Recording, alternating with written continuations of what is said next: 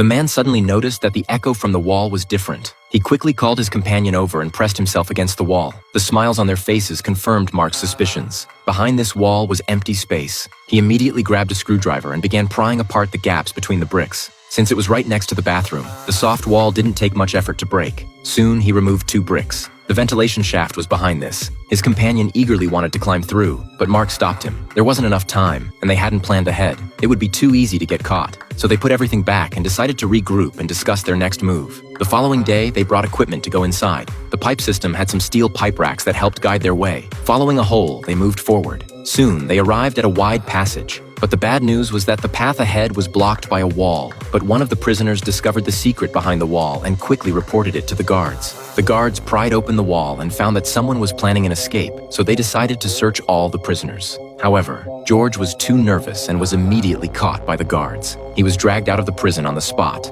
and the escape plan was ruined. Mark was furious. He only had 53 days left on his sentence, but due to the escape attempt, he was sentenced to life in prison. He couldn't accept it. All his anger was directed at the snitch, Mark beating him senseless. But Mark was also severely punished. He was thrown into the section for mentally unstable prisoners and locked away for 6 months. But Mark didn't give up on escaping. One day, his girlfriend unexpectedly visited, bringing him an album. She reminisced about the moments they shared and encouraged him not to give up. She would be waiting for him in Greece. Mark seemed to understand her message. After receiving the album, he immediately rushed to the restroom, tore the album apart, and found a stack of cash hidden inside. He figured his girlfriend meant for him to bribe the guards with the money and escape, so he pulled out the money and tried to bribe the guard. Mark watched the guard take the money, thinking everything would go smoothly. But in reality, he was mistaken. The guard took Mark through the iron gate and out into the open. It was then that Mark realized something was off. He started yelling, pleading for mercy, but was dragged into a small room. There, the guards beat him mercilessly. Mark realized they weren't going to help him. All his pent-up rage exploded. He shoved the overweight guard back, and the guard's head slammed into a hook on the wall. The sudden change left Mark unsure of what to do next. He cautiously approached to check. He quickly changed into the guard's uniform and quietly made his way toward the exit. Just as he was about to succeed, a guard called out to him from behind.